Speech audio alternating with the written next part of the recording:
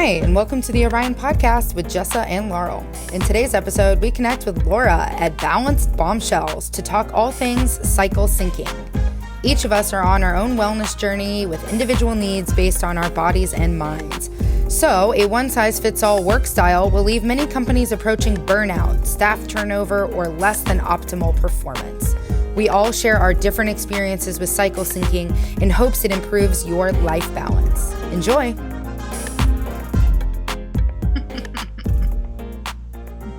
Hey, Laurel. Hey, Jessa. Who is our guest today? We have Laura Charelle with Balanced Bombshells, a women's health coach, and I'm really excited to have you.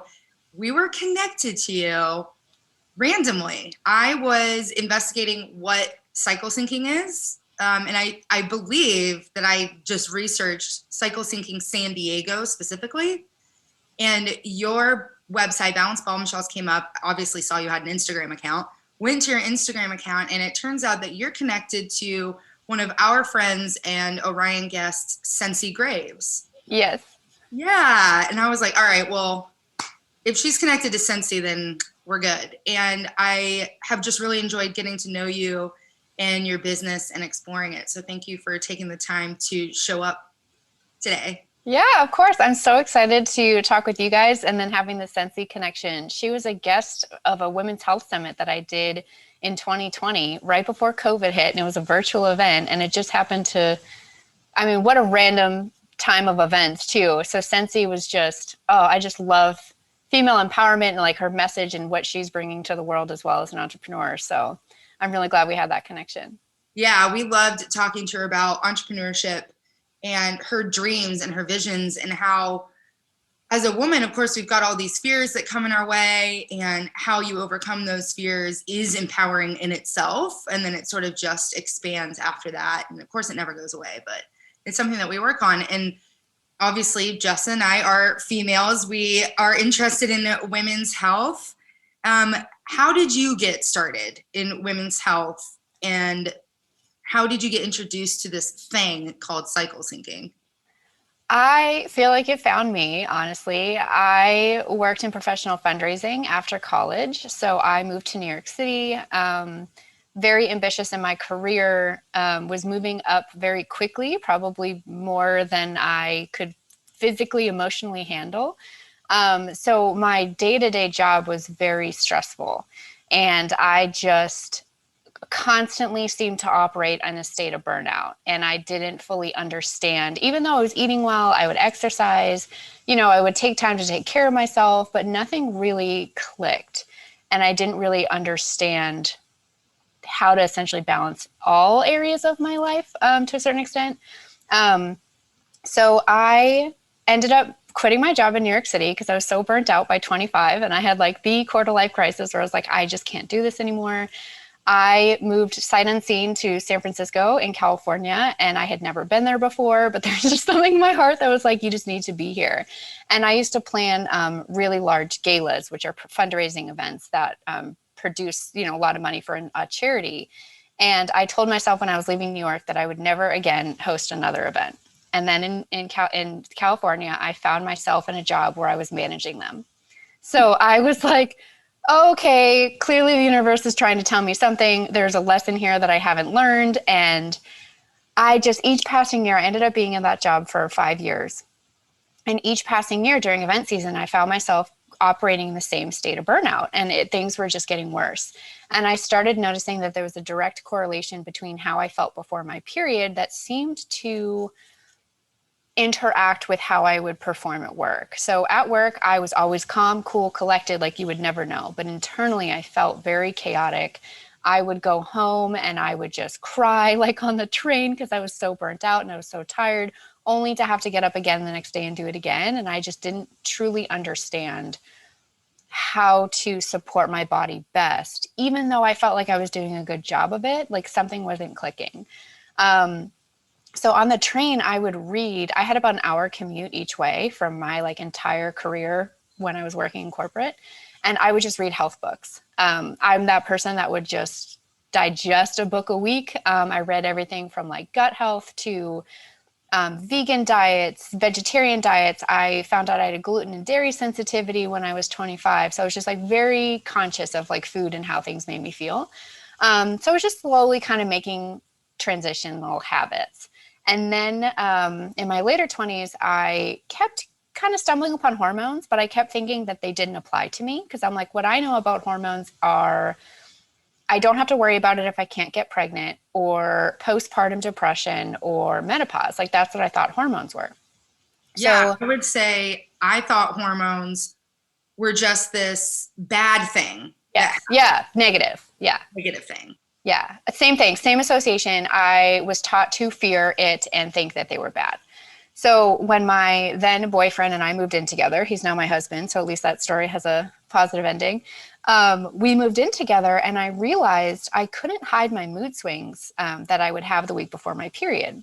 And I would come home, and we had a really rocky 6 months of living together as I was trying to figure out, is it just because I'm living with someone now? Like, do you feel obligated to talk to them when you come home from work? Like even my communication I was understanding was just not who I wanted to be. And I was giving my best at work and I was coming home and I wasn't being my best self. And I just kept thinking of my future self where I was like, if I want to be a wife and a mother, like if I can't even, I'm like getting emotional thinking about it. If I can't even take care of myself now, how the heck am I going to be able to welcome a child into the world? And then if you want two children, like just the magnitude of the weight of what that looked like. And I just knew if I don't figure out my health, I'm going to be one of those women that chooses to become a stay-at-home mom and opt out of working in the corporate world or the working world because I physically and emotionally can't handle doing it all. And I just thought that's not the example I actually want to set for my children. Like I worked really hard for my college degree. I worked really hard in my career and I was like, I don't want to give that up. I want to find a way that I can seek more balance. And I actually always dreamed of being an entrepreneur. I went to college to get a business degree because I was like, I know that I want to start something and I know it has to do with something for women. I just don't know what that is yet. So my now husband and I sat down one night and I had to take accountability for my own actions, I think, for it to really change. And I told him like, I'm feeling really depressed before my period. And once my period starts, I feel fine. And I was like, I understand that I'm coming at you in a negative tone. I'm being more blunt in our communication. I'm getting over it quickly, but then obviously you're not. So it's just kept monthly causing this friction between us. And then I will say, Laura, that I was kind of raised that just is what it is. So the week before your period, it's very normal to be emotional, to be cranky, irritable, to be in pain, to feel chaotic and a little bit out of control. And it's just normal. Just accept that it's PMS, deal with it, go to work, don't let on, deal with it. Shove it under the rug. Like I was taught kind of the same thing, that it was normal. I learned later I had PMDD, which is premenstrual dysphoric disorder, which is a more intense version of PMS. So some women might feel bloated. They might feel a little bit more irritable before their period, but it doesn't really impact their life. They can still kind of get to their day-to-day. PMDD is when it's like greatly impacting your life and you actually feel very depressed before your period. So I sat Tyler down and I was like, something is wrong, but I know I'm not depressed. So I was like, I feel like happy, sunshiny Laura for most of the month. And I can just kind of tell there's a correlation before my period. And I was like, I just don't feel like my best self. I don't want to go to the doctor because I know if I do, they're going to push antidepressants. And I'm like, I don't need them. I'm also really into gut health and like these medications can really screw up the lining of our stomach. So I was just like, I think something else is it. I just don't know what it is yet. So I was like, this is me committing to you to figure it out, not only for myself, but for us and our future life together. So the next day, I don't know if you guys have ever read stuff from Gabrielle Bernstein. She's more of a spiritual leader. Oh, you're speaking our language. I'm obsessed with Gabby B.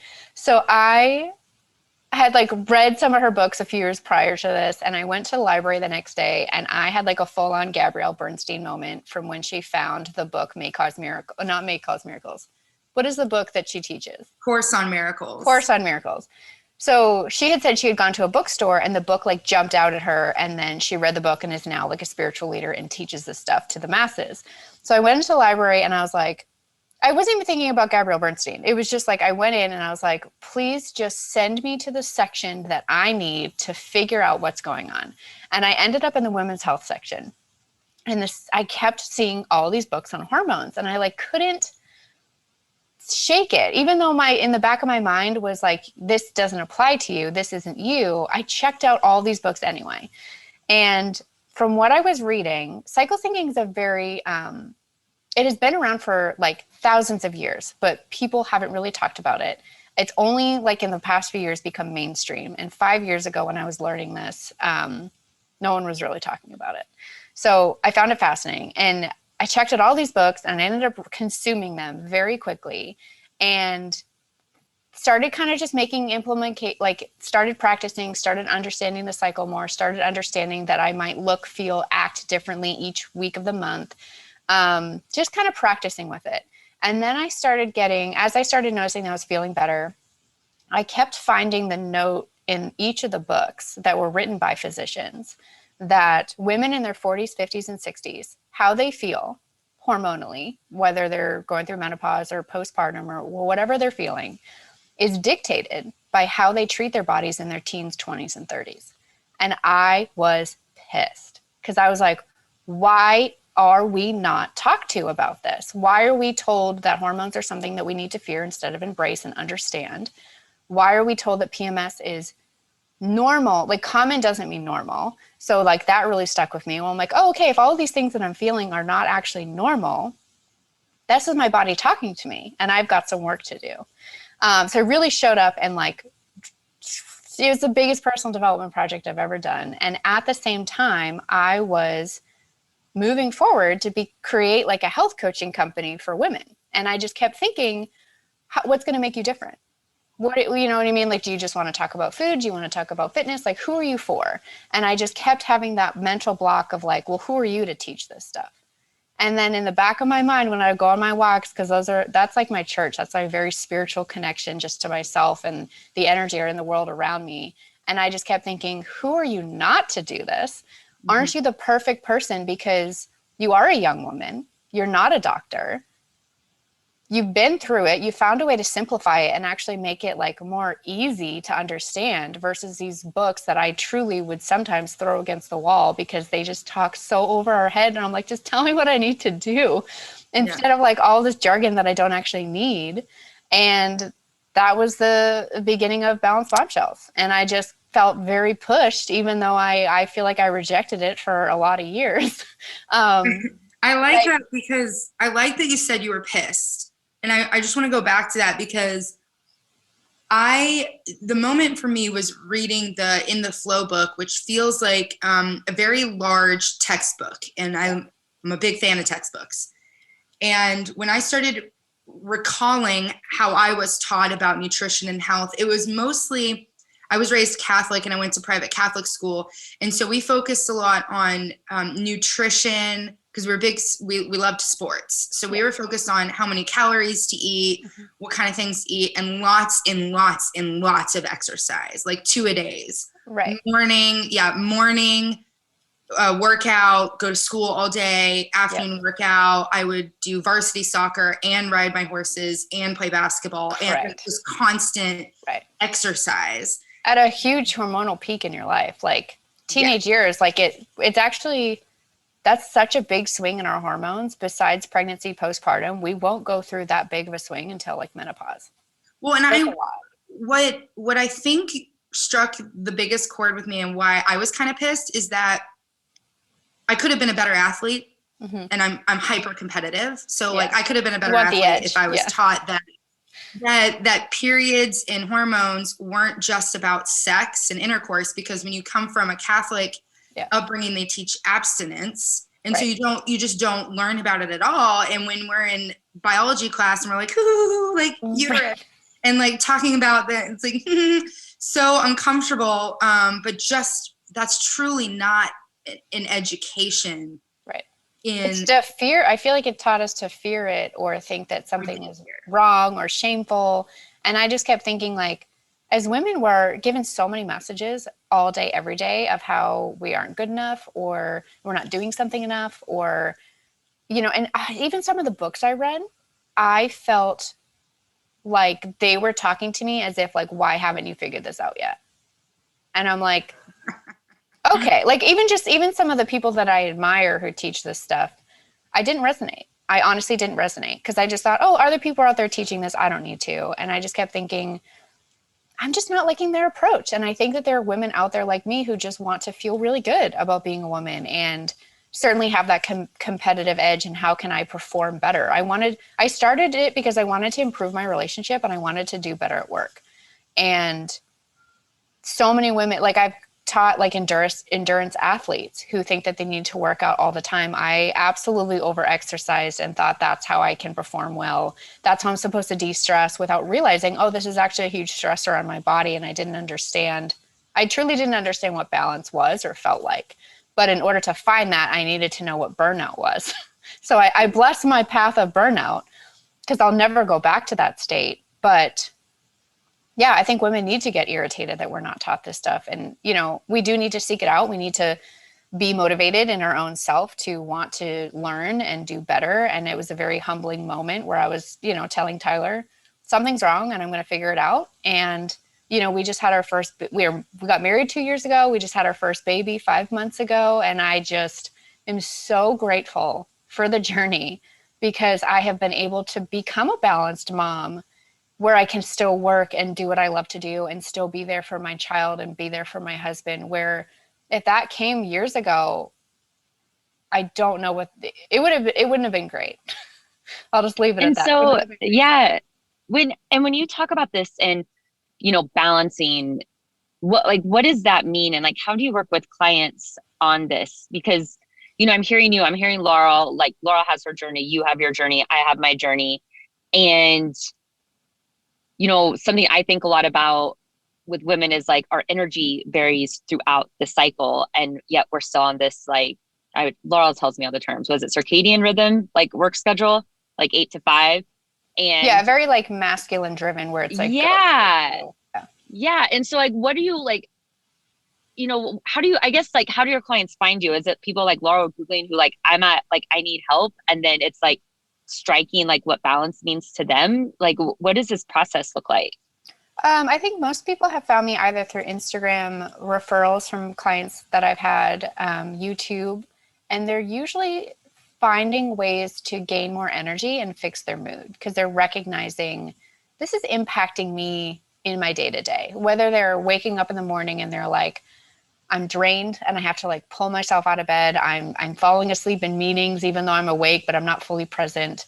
I'm biting my partner's head off every time before my period, like kind of recognizing I need to get out of this. I just don't know what to do. So before we even start our cycle work, I really like to talk to women about their stress levels because usually we're overscheduled. As women, we don't really question when a meeting pops up on our calendar. We'll just have it. So really helping women even understand what they need to do versus what they feel like they should do. Like they're very different things. And then as we start talking about their cycle, I actually help them rearrange their fitness. There's certain parts of the day that are better for exercise for us in terms of like cardio and some of the other exercise we might do, partnering it with the cycle phases so that, she can be able to still work. Like I really wanted to find a way where I could still do my life because life around you isn't going to stop, but you can change how you respond to it. So, if you're working 8 to 5, totally fine. Most people are, but how can we still be women showing up in these roles, but we are still taken care of? And, to work through that is hard because it's not always going to be perfect because we can't control when you might need to be in a meeting or when you might need to have a busy season at work, but we can control how we strengthen our insides. And I feel like I do a lot of work beyond just our cycle. Like a cycle is a tool of how to navigate the world as women. One of the big things I help women with a lot is adrenal fatigue.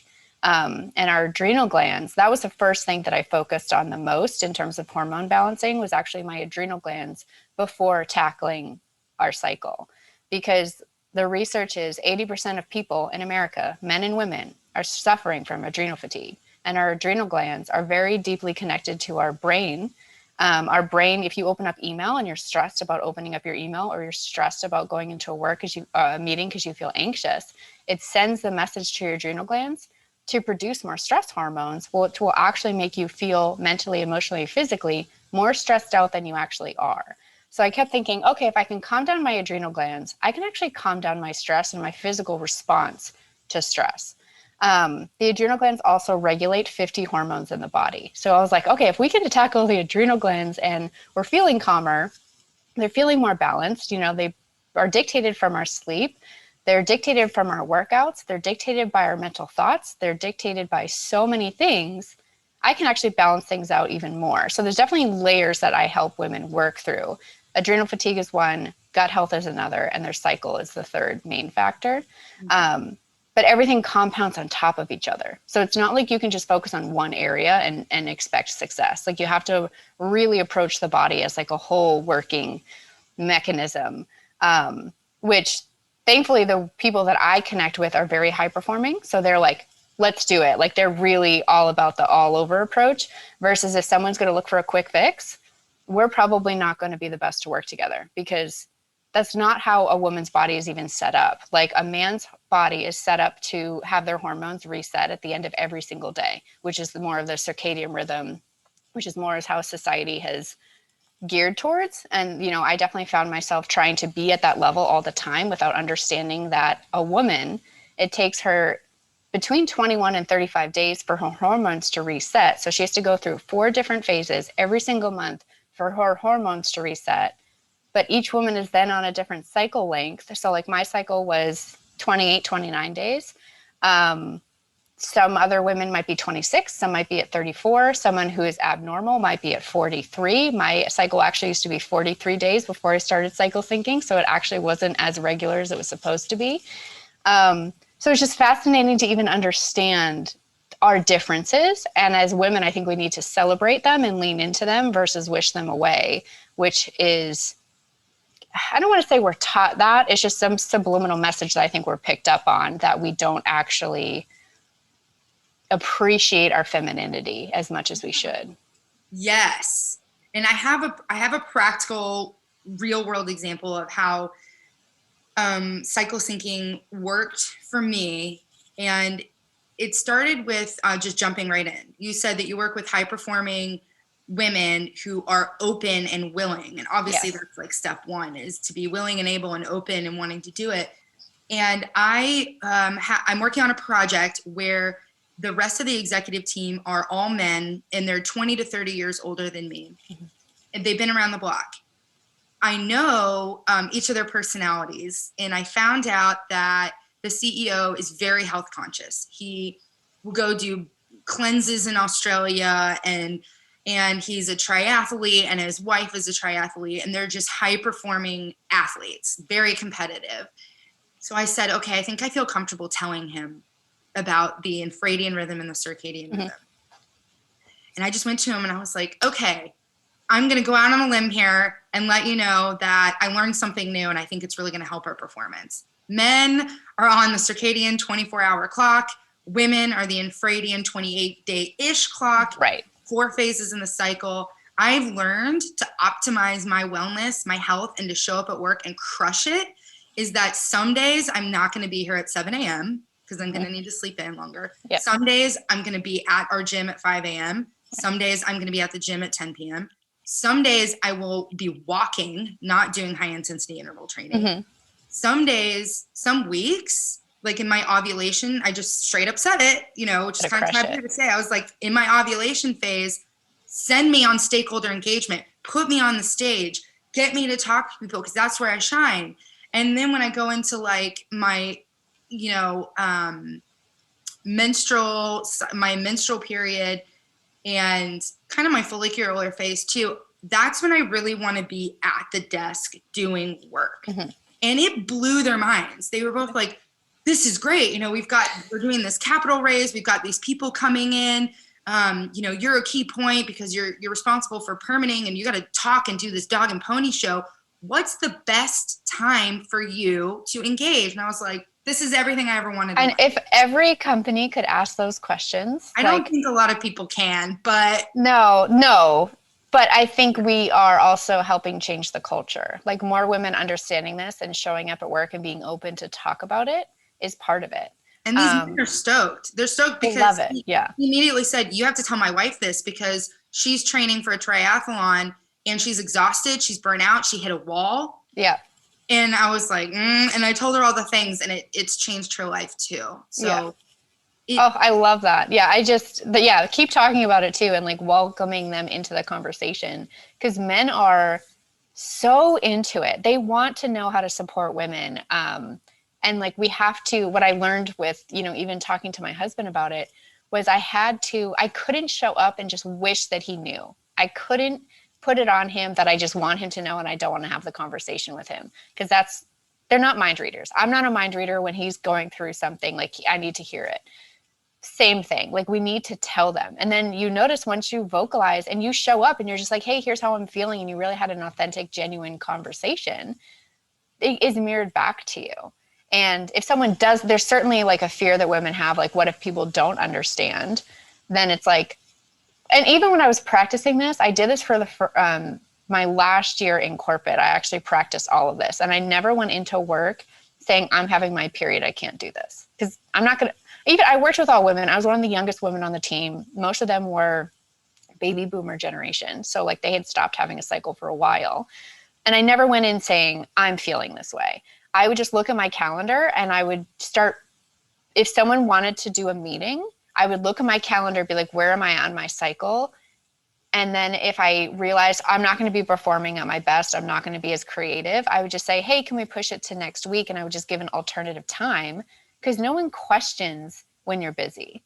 So we can actually use that culture as women to our advantage. Instead of feeling like, oh, they want a meeting, I have to do it as soon as possible. It's like, no, I've got a lot of projects going on. I absolutely want to talk to you. Let's do it next week. And then in the meantime, I can send you an email with some points. Because then at least if you're caving inward at a time in your cycle where you're just like, I just can't communicate, you might be able to put an email together better than having that meeting. And it just kind of gives everybody what they need. So it becomes a new balancing act. And I think that you also don't really have to explain yourself. Like just saying, hey, this date works better for me. Does this work for you? Is enough. Correct. Like that's plenty. And one tool that helped me with a Stellar Co is in my Outlook calendar, I would put the phases, not block out the time, obviously, but have the open phases: follicular, luteal, ovulation, menstrual, and I'd have them all laid out so that I could know that when I needed to do a big presentation or engagement, it would be when I feel awesome and wanting to do that. And of course, there's going to be times where I'm going to need to, quote unquote, be on stage and performing when I'm not in the optimal state of being. That's life. We make those sacrifices, but intentionally knowing that, Laurel, it's okay. You are producing eggs right now. Your body is like it's not in the highest state of high functioning performance. It's okay. Just knowing that takes the anxiety and the stress level, and knowing that it's good enough to show up. Like me showing up is plenty. Right. Well, and what's interesting too, and I've, thankfully I've had enough conversations with women now to be able to see their transformation is, so I no longer get PMS anymore. So not only was I able to get rid of PMDD, which is a more intense version of PMS, I got rid of PMS entirely, which people don't believe. But because there's like the stat is about 90% of women deal with some form of PMS, which means that 90% of women are not functioning at their highest capacity. I used to feel really tired during my period, and I actually haven't had a cycle for a while because I was pregnant and I'm now breastfeeding. So I actually am not getting my period right now. But when I was having my period, I actually had crazy high energy, which I found fascinating. Like at first I was like, is something wrong? Because it was as if I felt like I was ovulating. So as you work on balancing your body and as you start putting all this into practice, you actually will notice your energy increases even at times of the month that you used to feel tired, because that was 100% not my normal. I used to call out of work for a day or two the first few days of my period because I just couldn't handle life. So I would be able to go on like a long endurance run and like crush it. Like even physically, I noticed my body was like working at a much higher level. So even as you're working on balancing your body, you can actually perform at a time where you might not have been able to before. So it's a really fascinating of how even just strengthening our insides can impact our performance at work and in our workouts. That's balance, right? Right. To me, balance is like, before I was doing cycle syncing, I would be super on point, high energy, high performing for a good chunk of the month. And when I say month, it's not like June 1st to the end of the month. That's my cycle. And I think that was another misconception that blew my mind, is that the first day of your period is not day one of your cycle. No, it is. It's the end, isn't it? No, the day one of your cycle is the day your period begins.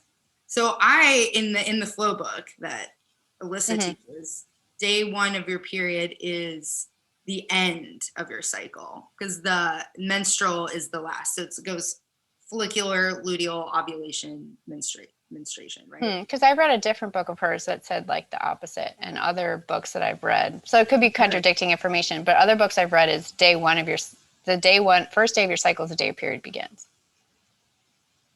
Right. Interesting. So yeah, I think I'm with Laurel, but it might depend too on like what goals you're trying to achieve. Like, for example, if it's, if you're balancing energy, or if you're trying to get pregnant, or if you're on birth control, or, natural family planning, that might be part of the vernacular as how people talk about it. Cause I think I've read what Laurel or at least assumed what Laurel said. And as you're, like Laurel, what you were just saying too, it's like, this is about balance. Like, this is everything I'm hearing too. It's like about really managing our energy. And I think, like you said, it's like women don't be afraid to talk to men. Men don't be afraid to ask. And even if you don't want to ask, because I'm thinking, we're all in a position where we are in a position in our careers where we have more control of our schedule. We can feel comfortable speaking up for ourselves, and other people maybe earlier career, more traditional corporate environment as we picture it, may not be able to see that. And so, or say that, I would say. And so I think, men at least being aware, like if a woman comes in and she is cranky, not her best, and she's fine in a few days, like just be aware of that and just like let her have her space. Right. And do a check-in, like employee engagement check-in. It doesn't have to be like, where are you at in your cycle? Correct. That could be not a comfortable Not every conversation. woman's going to be open to that conversation. Exactly. And so if they have fostered an environment where you're checking in with your employees, and as we're talking about this too, I'm thinking with certain companies, your goals should be set on like a monthly or quarterly basis, as opposed to some places that are like daily or weekly, because that's not really fair to women and their energy levels, where they might be low. And ideally everyone's balanced and operating at optimal performance, but it's just not going to be the case for everybody. And so giving it, we talk about equality, like this is all part of it, and giving a level playing field. Well, and so Jessa, I know you didn't know too much about cycle syncing coming into this conversation. Like, how are you feeling listening to it? And is there anything that you know? I do know. I've just had we need another podcast for me to talk about this, but very short is I have PCOS. So it's like a hormonal imbalance, like medical diagnosis, and it's actually based on insulin resistance. Yep. And that's a whole thing. And I think I wasn't diagnosed with it until I was 27 or 28. But one of the first signs I had of it, I was 16 and I was in high school, and I got my period so bad that I was in the nurse's office, like crying, vomiting. The school nurse drove me to the ER. And by the time I got there, it was totally fine.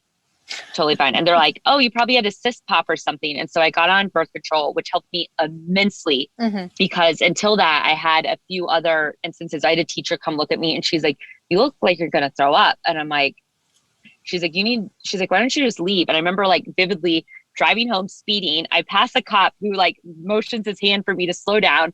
I get home, throw up, I feel fine. And anyway, birth control helped a lot, but I was on one that gave me these mood swings that I didn't realize were mood swings until I was off of it. Correct. Yeah, same here. And Yep. yeah, and then I was like, and some doctors I talked to like, why are you on that? It makes people crazy. I'm like, why didn't anybody tell me Why this? did you put me on it in the first place? Yeah, A and whole it other was conversation. yeah, exactly that's what I'm saying. And then I got full on burnout where I mean, I assume it was burnout where my um I think my stress levels were same thing, you know, but I was doing everything so unhealthy. I wasn't sleeping. I was like starting at like 7 or 8 a.m., going till 10 p.m. every single day, not just working, but like socializing, Yeah. drinking, not eating all day, then binge eating Yeah. a pizza the next day because I earned my calories and Right. just living a very unhealthy lifestyle, which I had done for so long that I didn't realize there was going to get a point where I couldn't do Right. it.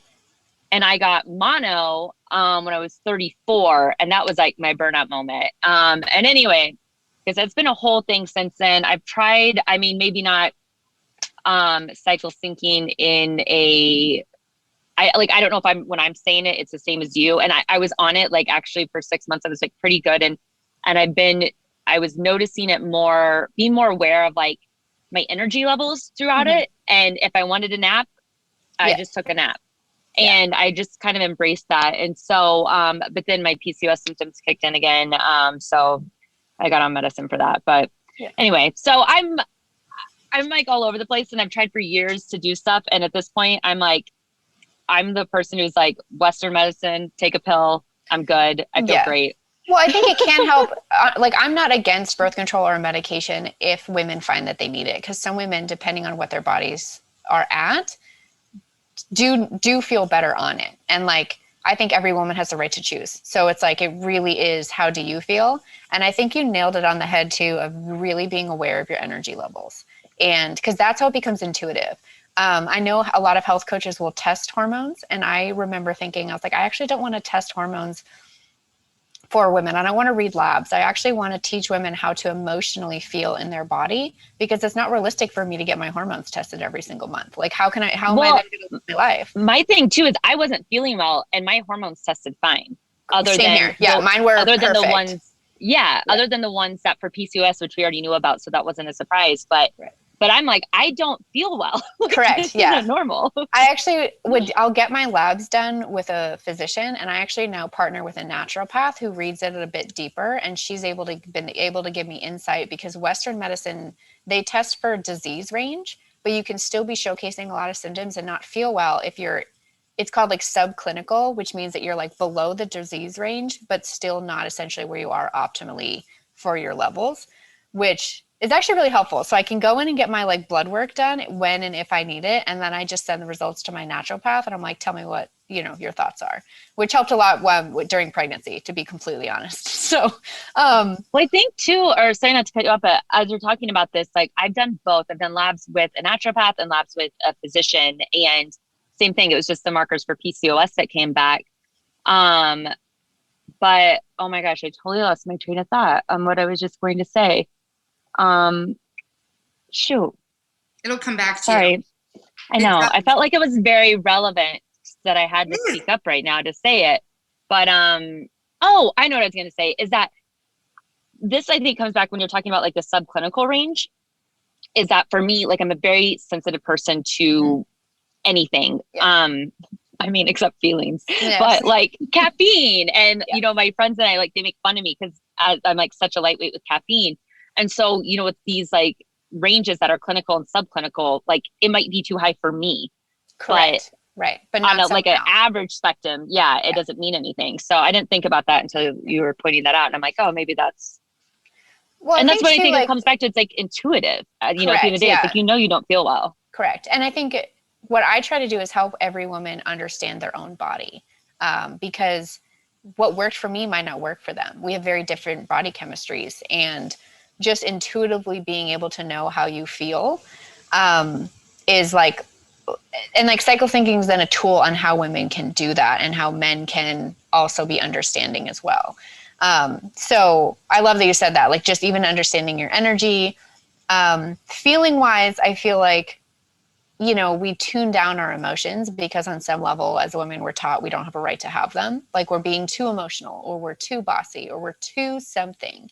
And it's like, even hormonally, like we're actually more easygoing during our ovulation phase. So during our our hormones, like estrogen actually peels back, and estrogen, when you're ovulating, actually makes you very charismatic, very charming, very easy breezy. When estrogen is taken away and you're in your menstrual, people might not, you then are like hyper focused on what isn't working for you, and you care less about communicating that need. And people are just like, whoa, oh my gosh, what's going on with you? You're having a mood today. And so Tyler and I would actually have these conversations, and we would practice this. It was very much a practice in our relationship. And I would just be like, look, I'm articulating what I need. I understand that my communication might be a little bit more forward and I'm a little bit more blunt that you're used to, but I'm expressing a need, and what maybe it was space. Maybe it was like on the weekend, we might've over planned our schedule and I just like couldn't handle it. I used to literally not be able to handle too many social events when I was like really trying to work on my health. And, it was just like, just because I am feeling this way doesn't mean that I'm wrong in my communication. It doesn't mean that I'm wrong for expressing this to you. It also is coming forward because all month long, it hasn't bothered me. And I'm articulating now that it is, and now we can have an open, honest conversation about it. I've gotten really good in the heat of a moment with arguments of how to talk through more constructively versus, I don't want to say word vomiting on others, because that's what it kind of felt like when you're really deep in a mood and you're just so tired and you're like, I just can't form thoughts. So it really teaches you how to even be constructive in your communication when you're at a low point, and how to tell people around you either what's bothering you and speaking up. Because I feel like as women, we can't tune down our emotions. Like we have to be speaking, we have to get it off our chest, because the more we throw it under the rug, we all know what's going to happen. It's going to blow up at some point. Yeah.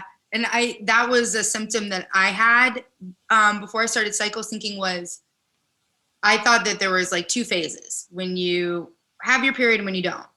And so when I don't have my period, if I am not the best at work and crushing it and doing everything, then something's wrong with me. Mm-hmm. So I would try to be like a man and wake up at the same time every day, eat the same food, exercise at the same time, do the same daily habits and the daily routine. And when it wasn't working with me, when I didn't feel good, when I'd finally get up for my HIIT workout or whatever it was, if it didn't feel good, I'd be like, God, see, I'm not a good entrepreneur. See, it's just, something's wrong with me. I'm not a good executive. I can't. And I would be really mean to myself. And then before I would get my period, I would be mean to my husband. Right. Because I'm like, you have to get it off of yourself, and it's like it overflows onto the people around you. Yeah. And well, it's funny that I was really mad at myself that I wasn't performing at the level I thought I should be. And I put that on my husband when I'm on my period and I can't do anything. I'm like, why aren't you doing better? Like, why aren't you, and it all of a sudden became like his problem. Yeah, exactly. Yeah. And it was just a nightmare. And what helped with cycle syncing is I wanted to bring it back to like the hormone testing and everything like that. I brought on a concierge medical doctor, Dr. Ben, who we've interviewed on Orion before, because I climbed a mountain with my girlfriends. We're the same age, the same fitness level, and I hated it. It was a nightmare, and I'm a competitive person. I was like, something's wrong with me. If I'm not enjoying climbing this mountain, something is wrong with me. So I went to Dr. Ben. We did a bunch of tests and everything, and it turns out that my thyroid was really sluggish. My adrenals were like pedal to the metal, almost at burnout, like almost to the point where I couldn't sleep but needed to sleep. Correct. And the first thing that we did was embody, like get into my body. Instead of drinking a bunch of alcohol to calm down, instead of drinking a bunch of caffeine to wake me up. Which is very common. Yeah, and I would just eat a bunch of sugar. Yeah. So alcohol and caffeine and sugar like made my whole body inflamed. Yeah. And so I really didn't have feelings. And it makes you agitated. Like it agitates everything. I thought I was being normal. Like my overweight, puffy, angry, alcohol, sugar, sweet tooth, caffeinated self was good. And then when I worked with him to get rid of alcohol, get rid of caffeine, and get rid of sugar, and get my yeast in my gut sorted out and balanced, I could feel feelings like I could feel my collarbone. I could feel things come on. And that was a key tool in the cycle syncing process, was going, sort out your stress levels. Yeah.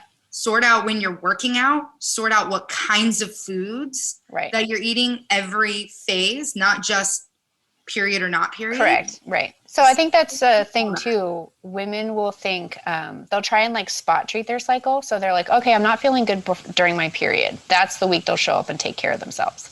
And it's like, you're actually feeling that way during your period because of how you treat yourself all month long. So there's like a mental, like, oh, I hate that because I just want to be able to live my life. So it's really just finding, how can I find this balance? How can I drink when I want to be able to have a cocktail? How can I have sugar and not feel the same impact? So it really becomes this balancing act, but it's very individual for each woman of what her threshold is. So just, I'm like you, I have very sensitive blood sugar. I'm not diagnosed with PCOS. I haven't had like ovarian cysts or anything like that. I would say it probably was more characterized as adrenal PCOS, where your adrenal glands are actually producing too many hormones and are too stressed out. But blood sugar, I've noticed, has been like super unstable. So I actually like rarely eat sugar. I'm super careful on when I'll have alcohol. I'm a very moderate caffeine drinker because just like you, I'm like, some people are just more sensitive to it. So everything you were saying where your body's like sensitive, I feel you. I am right there with you. But there's a part of you that gets angry about it because you're just like, but I just want to be like everybody else. Everybody else seems to be able to go out and do all these things and feel fine. And like, the thing is, they're actually not feeling fine. They're thinking like we were like, oh yeah, I'm fine. I'm like coping and I'm doing just fine with life. But their bodies actually are mad at them. You know what I mean? Like they're stressed. I think that all the time. Yeah. Because like, we only see that side of it. We only see like the fun happy hour side or the caffeinated meeting side. Like, correct. And I think about that all the time because I love caffeine. I love coffee. Yeah. I have to be very, I'm drinking one right now, so I had to admit that. But and it's okay. I don't drink it every day. Right. It's and just if I like, I'll definitely I get to a point where I notice that I'm like getting to that level of like jitteriness, like kind of what Laurel's saying is like, I'm physically tired, but I'm not, like, there's something that's off. And I'm like, okay, maybe let's cut out caffeine for a few days. Right. I also love wine. I'm like everything you just laid off. I was like, these are all the things I love in life. I love wine. I love coffee. I love sweet treats. I'm like, no wonder. But it's also like, you can still have them, but I'll cycle sync everything. So I actually partner alcohol to the parts of the month where my hormone levels will be the lowest, which would be after your period ends. And that for me is just a time where I can tell that my body processes it better. Versus if I'm ovulating when our hormones are high, or if I'm during my period when my mood might be lower, I actually avoid it during those times. And I have to tell myself, this is not good for you. You don't feel that great. And like, it's okay. And like, each woman is going to be different. So like, it's just fascinating of how, I do understand that it completely stinks that women have to think in these terms where men might not have to, right? Like, it's just, we, even in some way on our cycle syncing journey, will still be like, man, I just wish I didn't actually have to do this. Like, it is a next level project that you have to like take yourself under. And even when I was cycle syncing and understanding our energy, the ovulation energy, where energy is really high, is like the holy grail of energy. And I always wanted to be at that point. And it wasn't until I had to really accept and understand you're not actually meant to, because there are other parts of our sides as women that we're actually meant to learn and like adapt with, that we aren't taught, and we're taught is wrong. So like during our period, we're meant to be very reflection based. We're meant to turn inward and really ask yourself the hard questions of, what isn't working for me that I can start changing? What relationships are serving me or not serving me? Like, it's actually a time of the month that's built in that we can take stock of our life and actually clear things out that don't serve us or aren't doing us any good, but we're not taught to actually like do that. And I started noticing, like, even taking my period to like dive into these hard questions or have these deep more like spiritual times with myself, where I wasn't necessarily around people, or taking a break from social media, or putting, do not disturb on my calendar, was very freeing, because you actually get to tune into yourself, which so many of us we don't want to, because we're scared of what's going to come up. Because it is scary. I think, self-reflection, Lord. Yeah, very scary. Is like what you were saying. It like, there's like the two sides of this coin, where it sucks that we have to do this and we have to think about it. And it's like another thing that as women we have to do. But on the flip side, is like what Laura was saying earlier. It's like the superpower, because we actually get that peak performance and we can get to that. And then we have like our recharge time. Whereas men, you're never going to get any better. Right. Just kidding, just kidding. They have like different times of the day. So like I've actually talked with my husband about this, and he's like, I have different parts of the day where I can tell I might be more tired or I might be more creative. And he's like, I just, manage my work projects around that. And I'm like, man, like what a great thing to just be able to do that once a day versus like every single week you have to like kind of shift. And so when you're first starting out, it's hard. I had a very hard time with it. It took me like 18 months to like really feel at ease with it. But I was also, no one was walking me through it. I didn't know what to look for. I was very like self-taught, balancing my hormones, just trying to understand all the things, that I was testing out a lot of things. So it takes longer. But when you do turn into your body and start really flowing with your energy and your mood and like giving yourself permission to just like feel into yourself and let go of expectations externally, it makes you just own yourself so much more. You own your femininity. You are so much more creative and productive at work. Your fitness improves. Like everything just feels like you're living life on such a higher playing field, which Laurel, I think you might be able to talk about too, now that you've been cycle syncing for a while, that you just feel you're just different. Expansion is a word, like constant growth, evolution, expansion, change. It's very freeing and liberating. It's attractive. Like it's kind of what Gabby says, where it's do less, attract more. Mm-hmm. And being confident to say like, I do give my best. Like my baseline operating performance level is higher energy and frequency and production than a lot of people. And so they're not going to know if I'm calming down and going inward. They can't really tell. To me, I'm like, God, I'm so cocoony. I'm not social at all. They can't tell. Like no one can tell. And with that, I know we have a hard stop. And I'm just wondering, Laura, do you have time for our 3-point landing, 3 key takeaways? Yes. So what was coming up for me as we were talking is I teach women a push-pull method with their cycle. So for 2 weeks during so after your period and as you're going into ovulation, you're going to give it your all to your external world. You're going to push, you're going to go balls to the wall in your workouts. You're going to maybe treat yourself with your food. You're going to crush it at work. And then the week before and during your period, you're going to start pulling back and you're going to give to yourself. And when we can, that's like kind of the balance, right? So for 2 weeks, you're crushing it, pushing forward externally. 2 weeks, you're crushing it internally, and you're just kind of scaling back. So that's one takeaway, is just understanding how we can be kind of more free flowing with our energy, how we can find balance within ourselves, but still be able to move the projects forward and be able to do what we want to accomplish. The second is, I think Jess's point nails it, understanding your energy levels. So you feel like taking a nap, let yourself take a nap. That's your body telling you you just need to kind of unwind, take that nap. If you're not feeling as social, don't feel bad about pushing a meeting or telling a friend like, hey, I just can't do it tonight. Or instead of going out like we had talked about, can we just stay in and watch a movie and chill? Like really flowing with your energy is going to actually help you so much in balancing your body. And I think the third one is just giving yourself permission to like be open to learn and grow, because this could be very new for a lot of people listening. If you're a man, like encourage the women in your life to just learn about it and learn about it with them and be open to having these conversations. Because I think in order to change the culture at work and in our homes, women have to drive it. We have to be the ones who understand to be able to articulate it to the people around us. But men also need to understand so that they can give us the support that we need at work and at home, because we are different. And celebrating these differences is going to help what changes our culture and people just feeling more balanced and happy day to day, which, is what we all want. So more smiling faces. Yes. Fun. Thank you. Thank you so much for that. We could go on and on and on. All right. Send it, Jessa.